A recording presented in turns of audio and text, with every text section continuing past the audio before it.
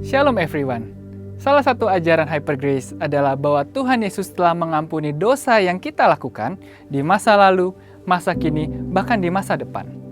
Bahkan dikatakan bahwa pengampunan Tuhan adalah sebuah jaminan yang kita dapat saat kita mengakui seluruh dosa-dosa sekali untuk selamanya. Menurut ajaran Hyper Grace, pengakuan dosa tidak lagi diperlukan. Apa yang sebenarnya firman Tuhan katakan tentang pengampunan dosa masa depan? Pada edisi Voice of Pentecost kali ini, kita akan menjawab pertanyaan tersebut. Saat kita menerima Tuhan Yesus sebagai Tuhan dan Juru Selamat, maka kita mengalami kelahiran baru dan pembenaran di dalam Kristus. Kelahiran baru menjadikan orang percaya anak Allah dan ciptaan yang baru. Keselamatan yang diperoleh pada tahap ini adalah anugerah Allah. Bukan karena usaha manusia, tapi semata hanya karena iman kita kepada Kristus. Peristiwa ini adalah suatu peristiwa yang terjadi sekali seumur hidup. Dan seketika itu juga menghasilkan pendamaian. Sehingga Allah tidak lagi memperhitungkan dosa-dosa kita sejak kita lahir hingga saat kita mengalami pembenaran. Dan kita memasuki babak baru dalam perjalanan rohani kita sebagai orang percaya yang kita kenal dengan istilah pengudusan atau sanctification. Pengudusan adalah suatu proses bagi orang percaya untuk menjadi serupa dengan Kristus, yaitu dengan menghasilkan buah roh. Dan seluruhnya adalah bagian keselamatan. Jadi, keselamatan adalah proses yang terjadi terus-menerus sejak kita mengenal Yesus, menerima Yesus, dan melekat kepadanya dengan menjadi murid yang setia sampai kita menjadi sama seperti Yesus. Puncak dari proses pengudusan adalah pemuliaan atau glorification, di mana ini adalah akhir dari perjalanan hidup orang percaya di dunia. Dan Tuhan akan memberikan tubuh yang baru, yang dibebaskan dari kehadiran dosa dan kepada setiap orang percaya yang setia sampai garis akhir.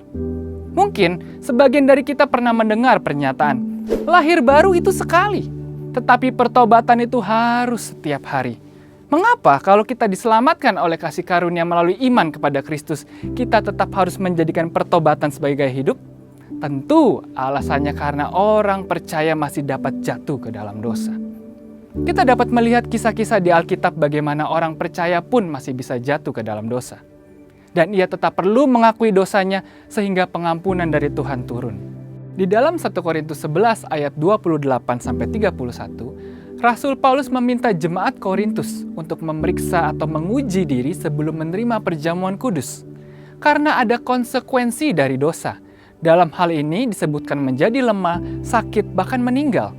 Bagi mereka yang belum memeriksakan dirinya dan memohon ampun dari Tuhan atas dosa-dosanya. Kalau mereka sudah diampuni atas dosa masa depannya, dosa yang dilakukan setelah mengalami kelahiran baru, mengapa masih ada konsekuensi dari dosa? Di dalam Ibrani 10 ayat 26-27, penulis surat Ibrani mengatakan bahwa akan ada penghakiman yang mengerikan dan kobaran api yang dahsyat bagi orang yang sengaja berbuat dosa sesudah ia memperoleh pengetahuan tentang kebenaran. Kepada jemaat di Efesus, Pergamus, Tiatira, Sardis, dan Laodikia di kitab Wahyu, Tuhan meminta mereka untuk bertobat dari dosa-dosa mereka agar mereka tidak mengalami penghukuman dan murka Tuhan. Dari contoh-contoh tadi, maka kita dapat melihat bahwa secara tersirat maupun tersurat, orang percaya tetap perlu mengakui dosa sebagai tanda penyesalan jika jatuh dalam dosa, serta bertobat dan tidak melakukan dosa itu lagi.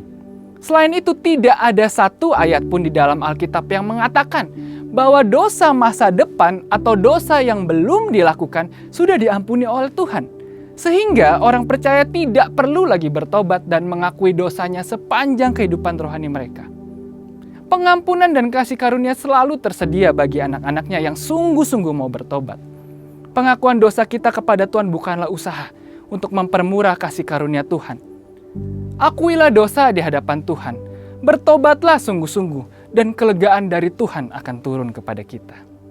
Untuk penjelasan lebih lengkapnya dari tim teologi kami, silakan buka link yang ada di atas atau scan QR code yang tersedia. Tuhan Yesus memberkati. Jesus for everyone.